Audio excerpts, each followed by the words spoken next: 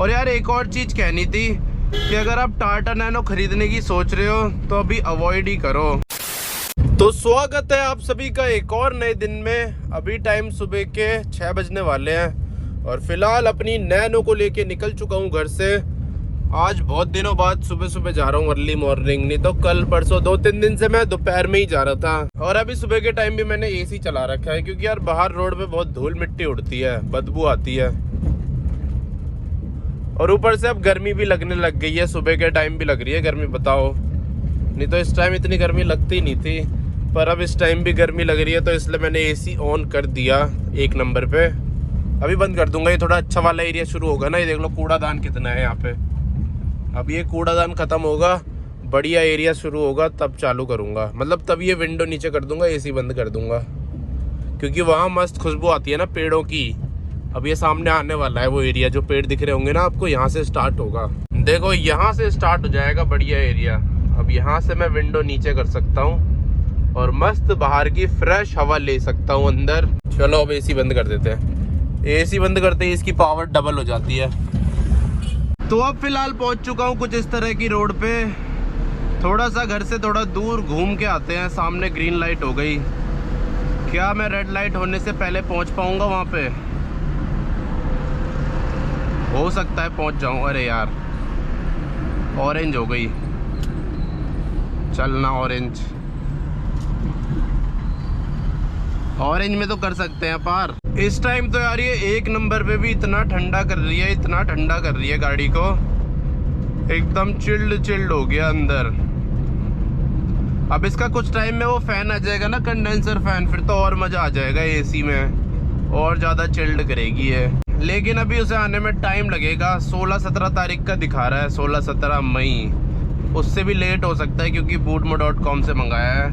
bootmo.com पे late delivery होती है, तो 17 के 20 भी हो सकते हैं, 25 भी हो सकते हैं, पर उससे ज़्यादा नहीं होने चाहिए यार, वरना तो गर्मियाँ ही चली जाएंगी। फिर मैं क्या करूँगा उसको लगा के। चलो यहाँ भी ग्रीन लाइट मिल गई आज तो। और जब 1 नंबर पे एसी चलाते हैं ना, तो पावर में भी इतना ड्रॉप नहीं होता। 2-3 नंबर में ज़्यादा होता है, लेकिन 1 नंबर में नहीं होता। 1 नंबर में तो ऐसा लगता है कि आपने एसी चला ही नहीं रखा है। क्या मज़ा आ रहा है यार इस टाइम गाड़ी चलाने में। ये कौन सी गाड़ी जा रही है? Volvo S90। और मौसम इतना ज़्यादा मस्त हो रखा है। इस वाले कैमरे में आपको इतना नहीं दिख रहा होगा, इस वाले से दिखाता हूँ। ये देख लो अभी के टाइम का मौसम कितना मस्त हो रखा है। ऐसे मौसम में तो मज़ा ही आ जाता है कार चला के। ये देख रहे हो क्या तगड़ा मौसम है, दोनों तरफ हरियाली हरियाली। और आज बारिश भी दिखा रखी है। दिल्ली में 70% चांस है आज बारिश के, तो देखते हैं किस टाइम आती है बारिश। पर इस टाइम भी यार मस्त मौसम हो रखा है, मज़ा आ रहा है नैनो को चलाने में। रोड एकदम खाली खाली है, देख लो कितना खाली रोड है। पीछे भी ज़्यादा लोग नहीं आ रहे, आगे भी ज़्यादा लोग नहीं है। अब यहाँ पे रेड लाइट है, यहाँ पे थोड़ा रुकना पड़ेगा क्योंकि यहाँ कैमरे भी है।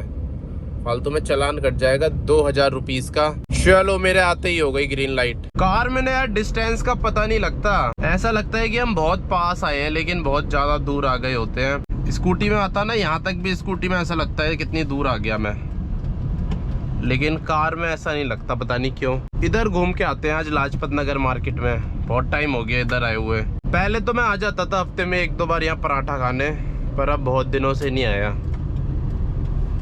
लेकिन अभी मेरा पराठा खाने का मन नहीं है क्योंकि मैं घर से खाना खा के आया हूँ। ये वाला रोड अभी के टाइम कितना खाली है, नहीं तो शाम के टाइम पे इस रोड पे बहुत जाम लगता है, क्योंकि यहाँ पे सारे शोरूम है, हॉस्पिटल वगैरह बहुत सारी चीज़ें हैं, तो यहीं से लोग अप डाउन करते हैं सर्विस रोड से, जिसकी वजह से यहाँ पे भीड़ लग जाती है। ये देखो टोयोटा का शोरूम, ये टोयोटा के बगल में आ गया हुंडई। अब हुंडई के बाद आएगा टाटा। ये आ चुका है टाटा। ये लोग तो यार गाड़ी ऐसी खड़ी कर देते हैं बाहर, कोई उठा के नहीं ले जाता क्या? ये देखना शोरूम बंद है लेकिन गाड़ियां बाहर ही खड़ी है। और बल्कि यहाँ पे चोरियां इतनी ज्यादा होती है लाजपत नगर में। अब आ गया वॉक्सवैगन का स्टोर। इनके यहाँ तो गार्ड बैठ रखा है, लेकिन वहाँ तो गार्ड भी नहीं बैठ रखा था। अब इसके बाद आएगा महिंद्रा का शोरूम। ये रहा। ओ भाई महिंद्रा वालों ने कितनी चिपका के गाड़ियां लगा रखी है। मारुति छोड़ के सारे शोरूम है यहाँ पे जो नॉर्मल कार के होते हैं। महंगी गाड़ियों के नहीं है, वो तो शायद फिर ओखला है। मर्सिडीज वगैरह, BMW, वोल्वो, वो सब ओखला में है, उनका भी एक साथ है ओखला में, लेकिन यहाँ पे सिर्फ वैसे नॉर्मल ब्रांड है। ज़्यादातर लोग तो इन्हीं की खरीदते हैं, Mahindra, Tata, Volkswagen, Hyundai, Toyota और एक मारुति। ये फ्लाईओवर में ऐसे क्यों चलती है गाड़ी, एकदम सीधे क्यों नहीं चलती? अब देखो दोबारा होगी ऐसी, ये लो, खड़क खड़क खड़क खड़क होती रहती है, एकदम स्मूथ नहीं बनते रोड। ये मेरे ख्याल से जॉइंट होंगे फ्लाईओवर के वेंटिलेशन वगैरह के लिए।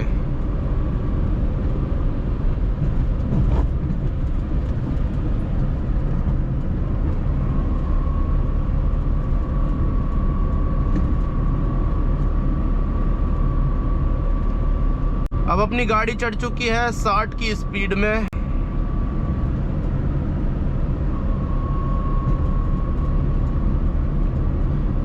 साठ में भी यार ये बहुत मस्त चलती है, और 60 की स्पीड में ना इसमें ग्रीन सा बन रखा है, तो 60 पे ही आपको माइलेज भी अच्छी देगी। वो ये ट्रक तो मेरे को भी ओवरटेक कर रहा है, कितनी स्पीड में चल रहा है, 60 पे मैं चल रहा हूँ तो क्या 70 पे चल रहा है। बल्कि इस रोड पे जो ट्रक की स्पीड लिमिट है वो 40 है, और कैमरे भी लगे हैं।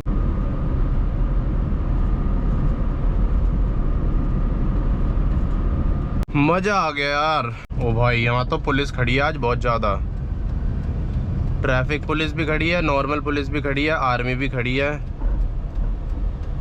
और उसके साथ साथ वकील भी खड़े हैं बहुत सारे। और इस वीडियो में अपना Q&A भी कर लेते हैं, वीकली Q&A बहुत टाइम से किया नहीं है। तो एक भाई है, उनको कार लेनी है, तो वो पूछ रहे थे कि टाटा नैनो लेनी चाहिए या फिर हुंडई की इओन लेनी चाहिए।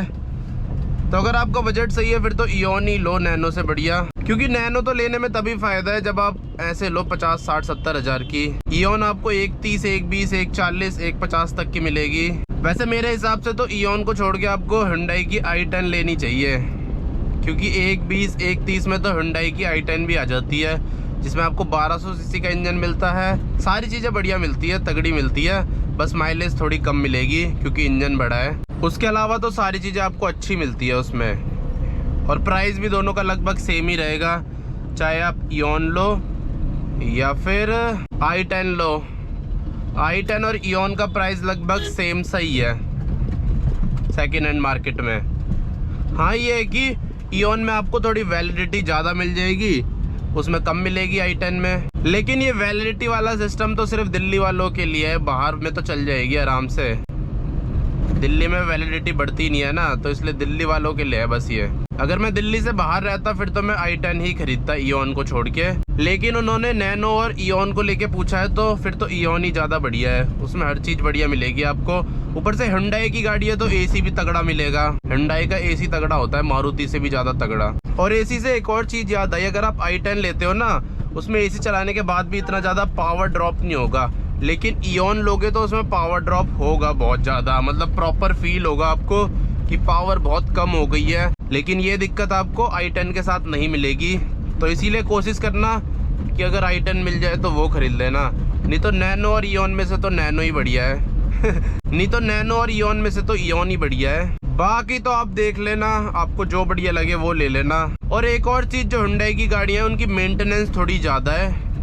अगर नैनो लोगे तो उसकी मेंटेनेंस तो एकदम ना के बराबर ही है, लेकिन हुंडई की मेंटेनेंस थोड़ी ज़्यादा रहती है। मान लो उसका एसी की कॉइल ख़राब हो गई, कंप्रेसर ख़राब हो गया तो थोड़ा महंगा आएगा, वहीं नैनो में ख़राब होगा तो थोड़ा सस्ता आएगा।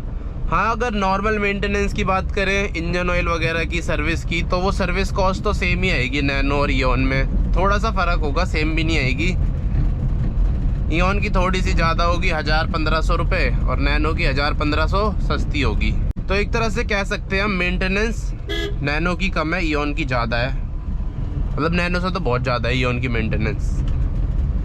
और जो i10 है उसकी मेंटेनेंस भी बहुत ज़्यादा है अगर हम कंपेयर करें मारुति की गाड़ियों से। ये देखो सामने से महिंद्रा की BE6 आ गई, उन अंकल ने तो रोक ली।